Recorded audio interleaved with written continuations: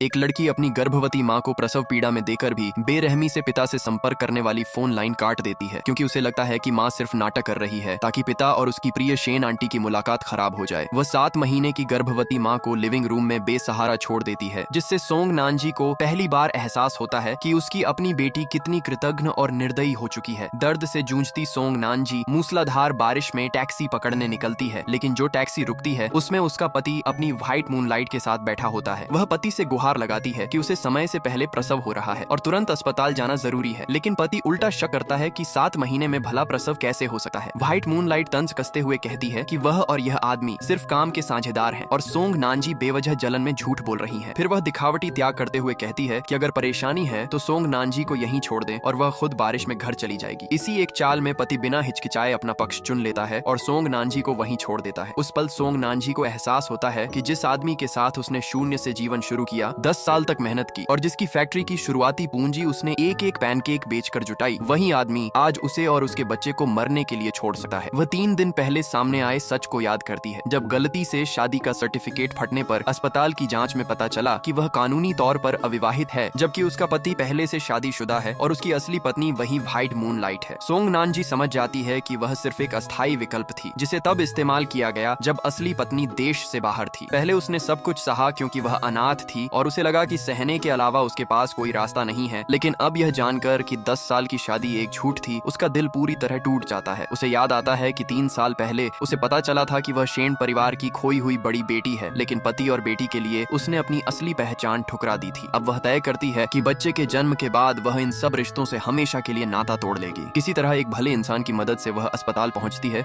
और मुश्किल से बच्चे को जन्म देती है, लेकिन नवजात को दिमाग और फेफड़ों का गंभीर संक्रमण हो जाता है, जिसके इलाज के लिए बड़ी रकम चाहिए। वह पति को बार बार फोन करती है, लेकिन वह कॉल नहीं उठाता। मजबूर होकर वह घर जाती है और देखती है कि पति, व्हाइट मूनलाइट और बेटी एक साथ हंसते हुए खाना खा रहे हैं। गुस्से और दर्द में वह व्हाइट मूनलाइट को थप्पड़ मार देती है, लेकिन बदले में पति की डांट और बेटी की बेरहमी झेलनी पड़ती है। उसे उल्टा दोषी ठहराया जाता है कि उसके गायब रहने के दिनों में व्हाइट मूनलाइट ने ही घर और बेटी को संभाला था। बिना बहस किए वह पासबुक लेने जाती है, लेकिन बैंक पहुंचकर पता चलता है कि वह नकली है और उसकी सारी बचत पति ने चुराकर व्हाइट मूनलाइट पर उड़ा दी। पूरी तरह टूट चुकी सोंग नानजी अपनी छोटी बेटी की जान बचाने के लिए खून बेचने का फैसला करती है, जबकि उसी समय उसके पिता और भाई उसकी हालत जानकर मदद के लिए निकल पड़ते हैं। दुर्भाग्य से इलाज में देरी होने के कारण बच्ची की मौत हो जाती है। इस पल सोंग नानजी समझ जाती है कि अब उनके बीच सिर्फ धोखा नहीं बल्कि उसकी बच्ची की मौत का हिसाब खड़ा है। वह तय करती है कि अब वह किसी को माफ नहीं करेगी, क्योंकि जिसने उसके विश्वास, उसके पैसे और उसके बच्चे की जान छीनी है, उन्हें सजा मिलना तय है।